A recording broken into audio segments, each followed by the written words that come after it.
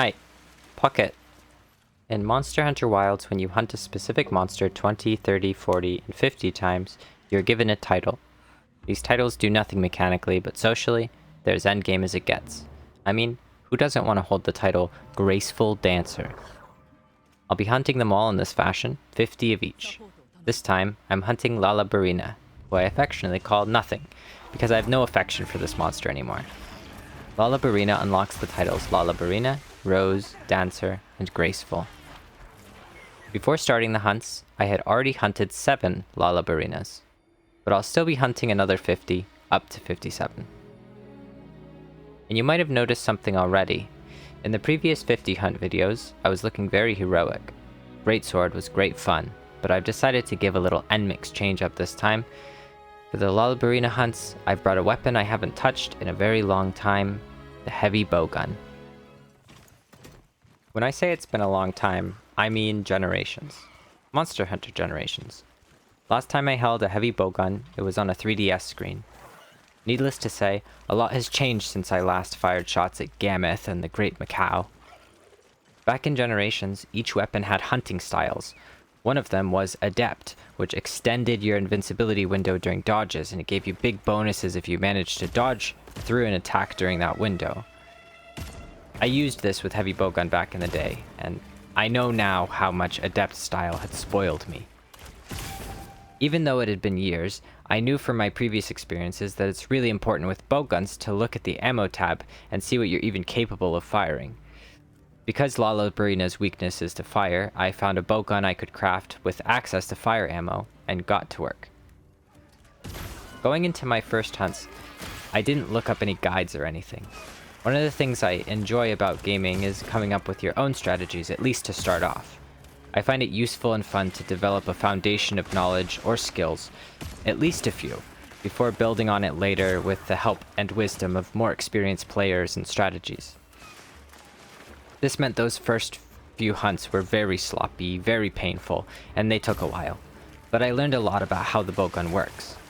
But goodness, I had no idea what was to come. These 50 Lala Barina hunts tested me. The bowgun tested me. I knew after the first 3 hunts that I was in for it, that it was going to be a challenge. And more than once, it got weird. Sometimes I'd just randomly collapse, which I'd attribute to the Lala Barina paralytic flores if it didn't simultaneously happen to my real physical body.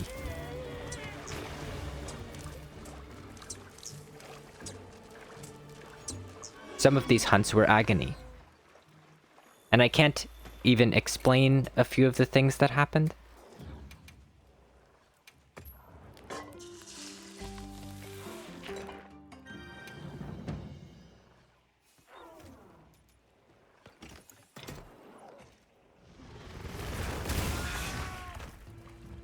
I was relieved to know that I didn't have to sharpen my weapon anymore. A relief that was short-lived the first time I arrived at Lala Barina, having forgotten to replenish my ammo and had to immediately turn back to restock. I generally try to save my items for multiplayer hunts where I can get more bang for my buck and help out other players. When I'm on my own, I almost always hunt with just my weapon and my whetstone, but that's not possible with bowgun. Bowguns take ammo, and ammo costs money. It's not a lot of money, but it did feel bad at first knowing I was shooting Zenny out of the barrel. Of course, I had bigger worries that actually took precedent over my financial situation, like the giant monster trying to kill me. Something a lot of gamers do when they play a game and start to struggle is recommend changes. I see this a lot in competitive games, especially stuff like Overwatch. If someone loses a few games as their main, well, Genji needs a buff now, he can't do anything against so-and-so, or Genji needs a nerf, there's nothing I can do against him. I can't talk about this like I'm not guilty of it. I absolutely felt the urge to recommend changes during these 50 hunts with heavy bowgun. Man, wouldn't it be so nice if my secret could hold ammo for me, or if the offset attack or the guard counter had a more rewarding option coming out of it. That'd be really good. I kept thinking up these ideas for what might alleviate my struggles, how the game could change, not me. But it's important for me to realize something. I'm new to this weapon. Of course I'm gonna struggle a bit.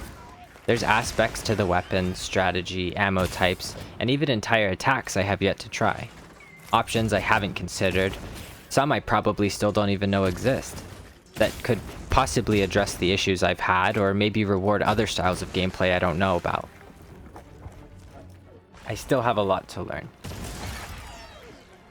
So, before I go asking or telling the devs to fix something, or letting other players know that this was super overpowered or it's actually mega giga dumpster simulator, I should keep trying until I know.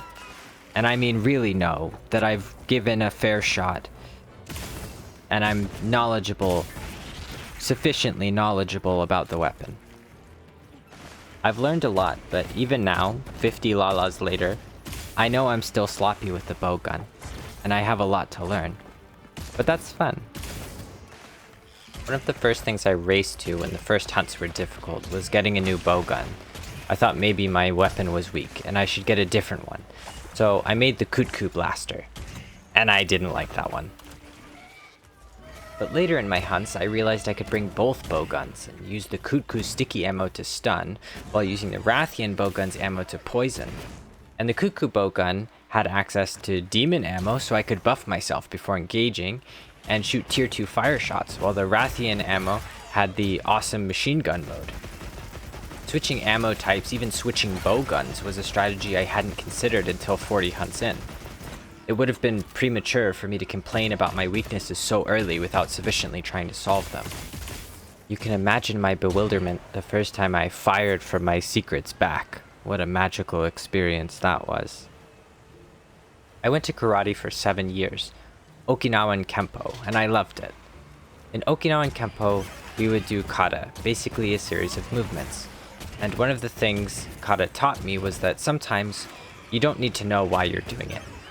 Things will start to make sense the 1000th time you do it, and then you might pick up something new around 2000 times or 3000 times. That diligence and repetition can unlock things. Simply staring at a Sudoku puzzle, you can find the answer eventually. I guess that's my advice, and maybe it sounds silly, but try and give something a few hundred tries first. You might unlock a secret.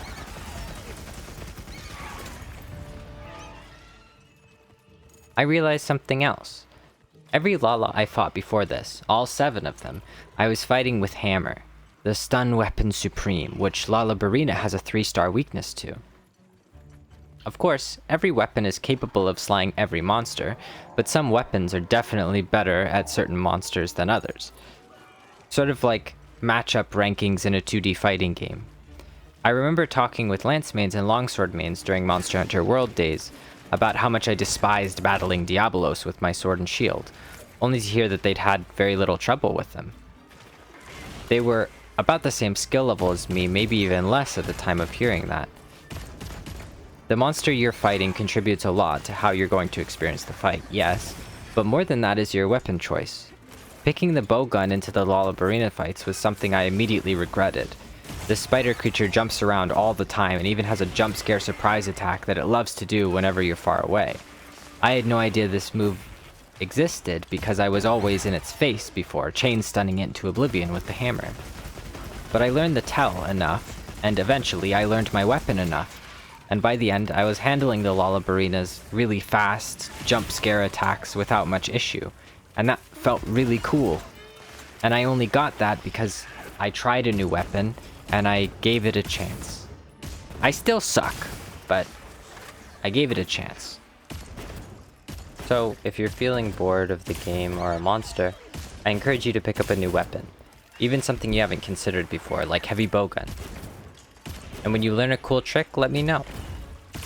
And I'll show you mine. Overall, these hunts took me almost 5 hours, which means each hunt averaged out to around 6 minutes.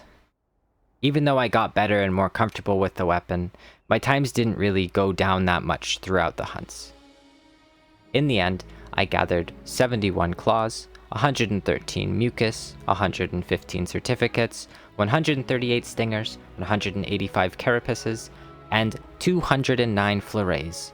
And most importantly, the titles Lala Barina, Rose, Dancer, and Graceful, that I may become Graceful Dancer, Novice Gunner. If you liked this video and want to see another 50 hunts, or maybe you think YouTube should delete my video because I didn't censor the word gun like a f***ing idiot, and that's the hill you on.